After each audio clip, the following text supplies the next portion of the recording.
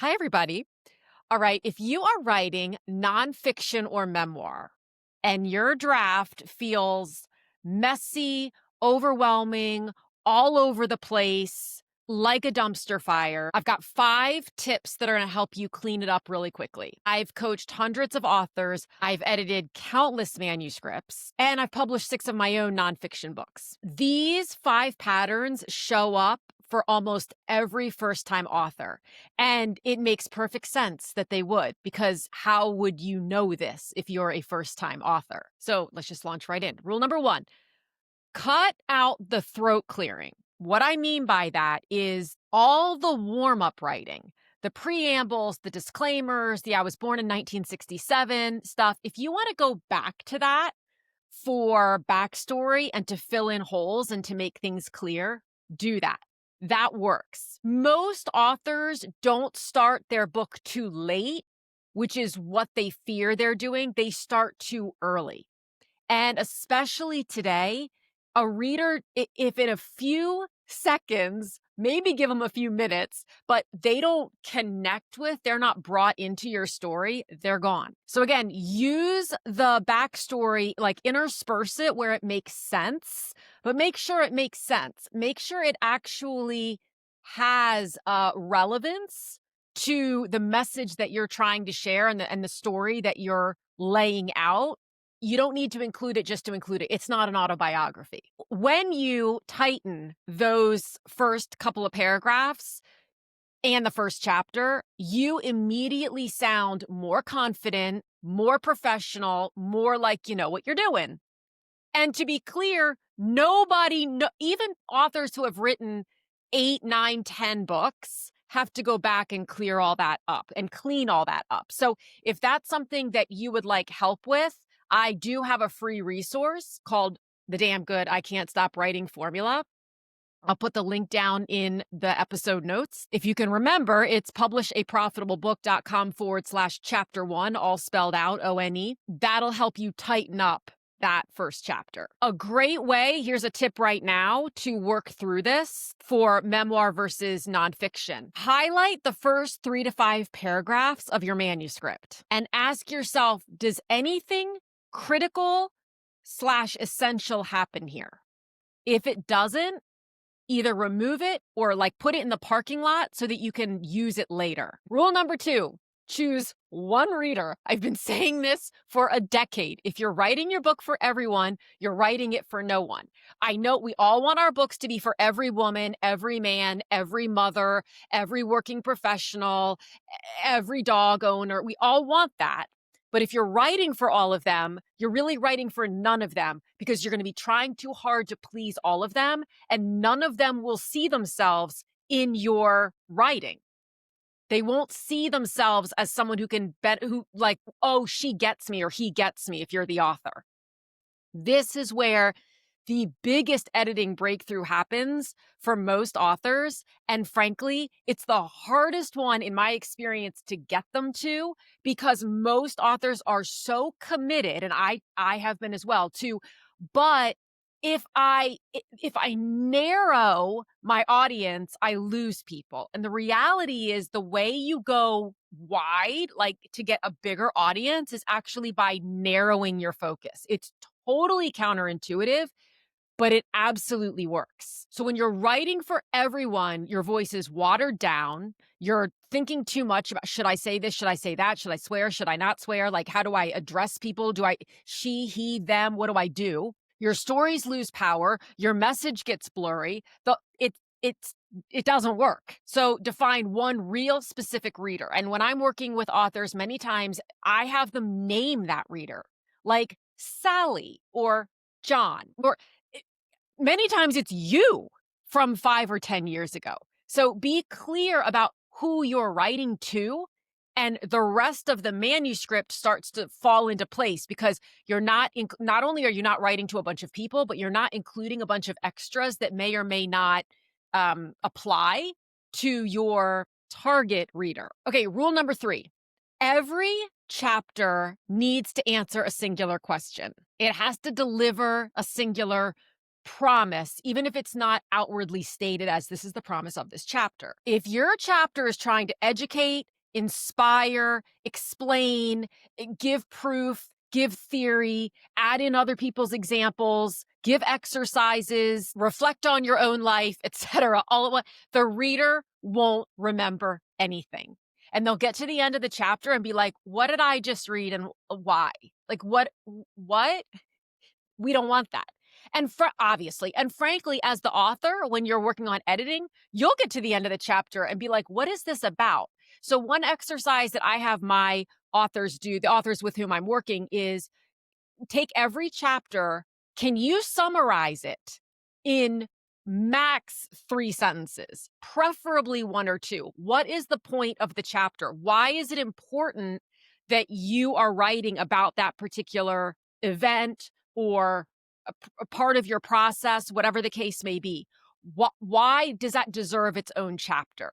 And another way to look at this is to say, so that you're making sure that you're not leaning on other people's expertise and the expertise that I'm saying the same thing, but gleaned from other people in the past and that has influenced your process and your insights, is to look at the chapter and say, okay, what is the core topic of this chapter?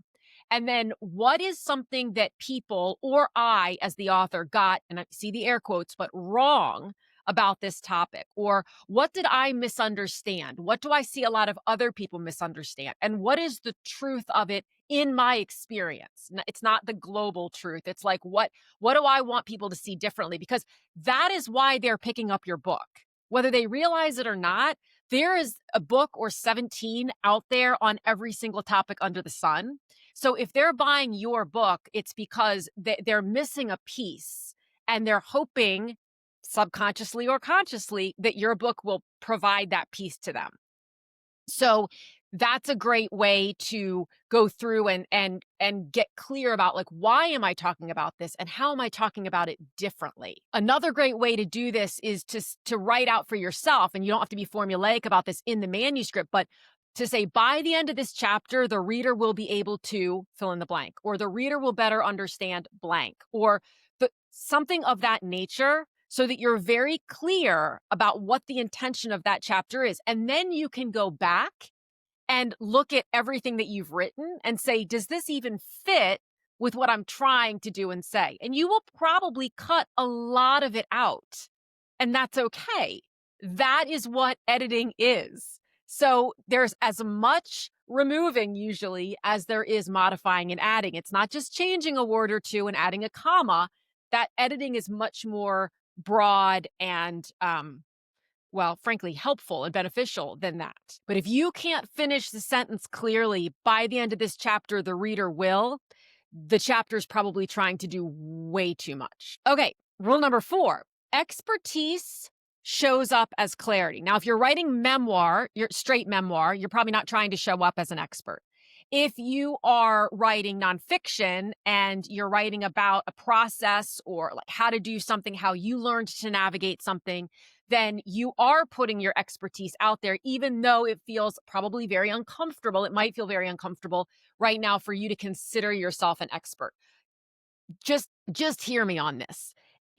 The expertise shows up, just put air quotes around expertise. It shows up as clarity, not jargon and buzzwords and leaning on other people's expertise and insights. So if you've mentioned another expert, whether it's Dr. Becky or Dr. Shafali or Brene Brown, I see that one a lot, more than twice in your whole manuscript, it's a clue to maybe take a look at that. You might be leaning a little bit too hard on their expertise. This happens a lot. It's completely understandable. The reason I believe that we do it is because it feels comfortable to be able to say, well, you're using that other person's expertise and credibility as proof of your own expertise and credibility. So by saying, well, Brene Brown also says this, or as Carl Jung said, it's in a way a crutch, because it's the wall that you get to put up in front of, I'm not yet fully comfortable leading and with my insights, because I'm not completely sure that they're insert adjective, valid, worthy, that they matter, that anyone's going to care. And they're not necessarily backed in science, they're backed in experience. So, this is another part of the book writing process that authors who are writing nonfiction and memoir go through that they don't expect that they're going to go through.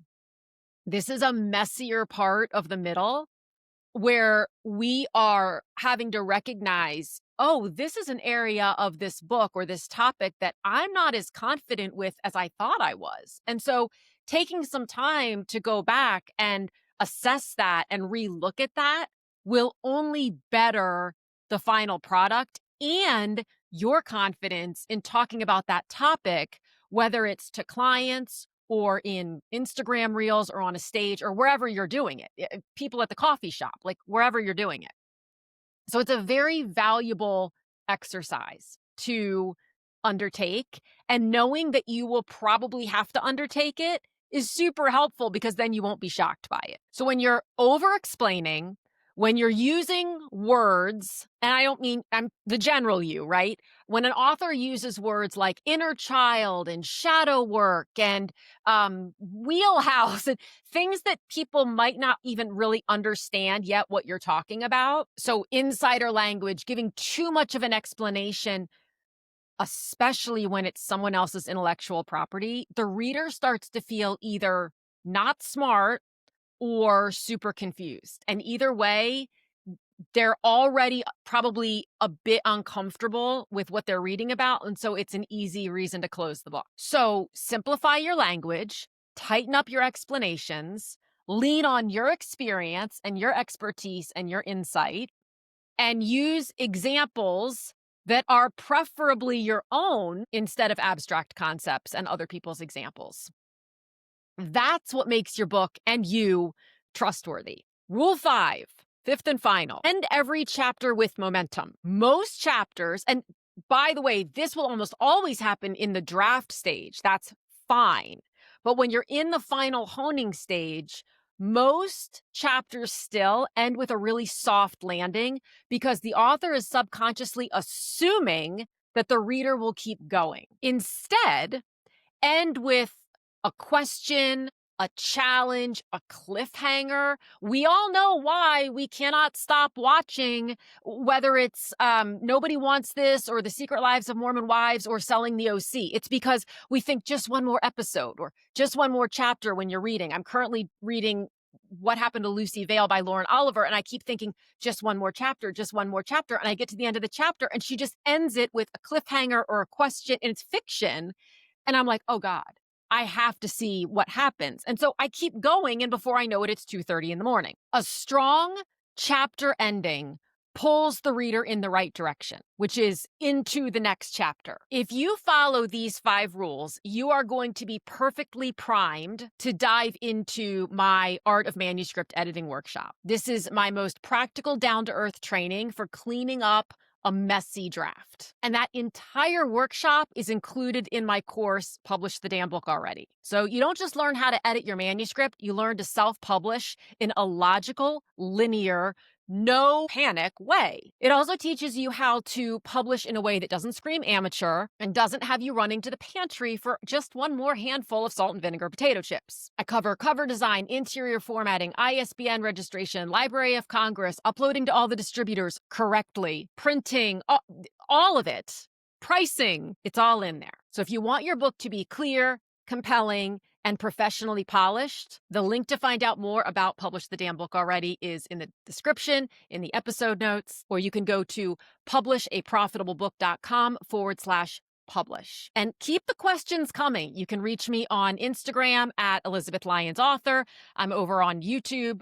You might be watching me there right now at Write the Damn Book Already is the channel name on YouTube, or you can email me, elizabeth@elizabethlyons.com. I hope this has been helpful. I'll talk to you again soon.